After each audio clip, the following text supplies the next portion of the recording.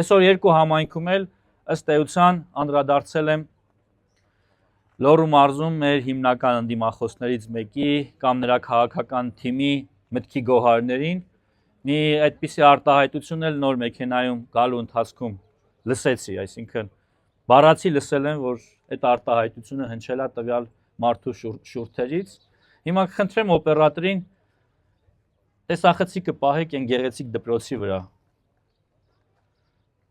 Ամբողջությամբ տեսանելի չի, ենթադրում եմ սա միայն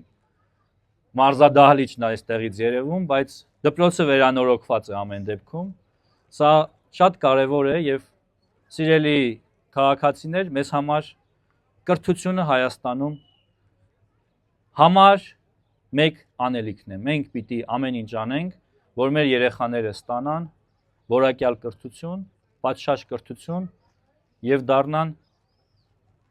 գիտակից քաղաքացիներ, լավ մասնագետներ ու հզորացնեն մեր պետությունը։ Հիմա ինչ ասել պարոն Կարապետյանը, Սամվել Կարապետյանը։ Ուրեմն նրա հերթական մտքի գոհարներով եմ կիսվում ձեզ հետ։ Ասում եմ, որ ուղեղ ունենային դպրոց չէին սարքի, ասֆալտ չէին անի։ Ուղեղ չունեն, դրա համար դպրոց են սարքում, ասֆալտ են անում։ Բայց իհարկե ուղեղ որ ունենայինք, խիպտի ասֆալտ անեինք, մարդկանց ցեխից հանեինք, խիպտի դպրոց սարքեինք, որ մեր երեխեքը ստանան նորմալ կրթություն, հայերեն իմանան, որ քո օրին չլնեն։ Ենթադրաբար պիտի մարդը գրագիտության պակաս ունենա, որ դառնա միլիարդատեր։ Կարծում եմ պատկերացումը սրա շրջանակներում է ձևավորվել։ Ես նորից եմ ասում, պարոն Կարապետյան, ձեզ կոչ եմ անում կոռեկտության։ Եթե շարունակեք նույն կերպ, արձագանքելու ենք ավելի կոշտ եւ ինչպես խոստացա նախորդ յուղում, ավելի մանրամասն եւ ծավալով։ Հիմա հարգելի գյուլաքարակցիներ, ընտրությունը շատ մեծ չի ու շատ պարզ է։ Իհարկե, ես չեմ հավակնում ասել, որ քաղաքացիական պայմանագիր կուսակցությունը անթերի է եւ մենք թերություններ չունենք։ Ոչ, դուք եք որոշելու, մեզ ընտրեք թե չընտրեք։ Բայց նաեւ ձեզ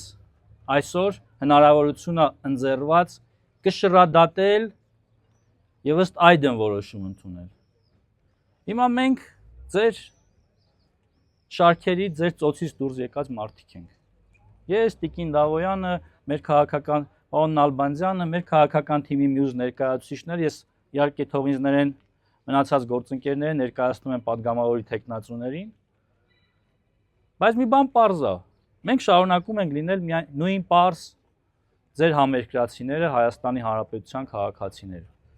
Այս մարդիկ վերևից են նայում ոչ միայն մեր քաղաքացիներին, այլև մեր երկրին։ Ես այլ կերպ չեմ կարող բացատրել, ոնց կարա մարդը դպրոց սարքելուն, երկրի շենացմանը, որի մաս է կազմում, հիմա գյուլաքարակը ինչի արդյունքում է, սկսել ծաղկել վերջի տարիներին։ Ինքնագով ես չլինի, բայց ես ասեմ պատճառը որն է, կամ պատճառներից մեկը որն է։ 2018 թվականին ես ձեզ խոստացել էի, որ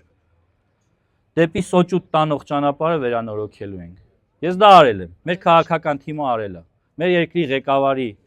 աջակցությամբ մենք կարողացել ենք մեր քաղաքական խոստումները կատարել։ Ու դա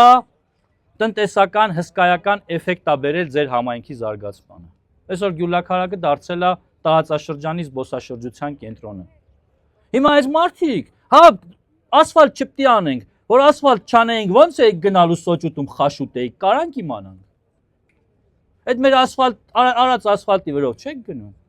Իխեք այդ գլուխները թավակեք, հա մի հատ։ Ձեզ կարգավոր եք։ Նորից եմ ասում, հակառակ պարագայում մեր ամբողջ քարոզարշավը դառնալու է ճշմարտության մասին կոշտ եւ երկար բարակ ելույթներ։ Ես հակված եմ, որ մենք խոսենք մեր կատարած բարեփոխումներից, մեր կատարած աշխատանքներից, որի մասին նույնպես մենք կարող ենք երկար խոսել, որովհետեւ աշխատանք ունենք արած։ Իհարկե դուք կգնահատեք այդ աշխատանքը բավարար էր, մեզ կասեք, ես ինչ հարցում թերացել եք, մենք կլսենք ձեզ, մենք պատրաստ ենք լսել քննադատություններ եւ անել հետեւություններ։ Բայց նաեւ խնդրում եմ, այս քարոզարշավից հետեւություններ անեք դուք։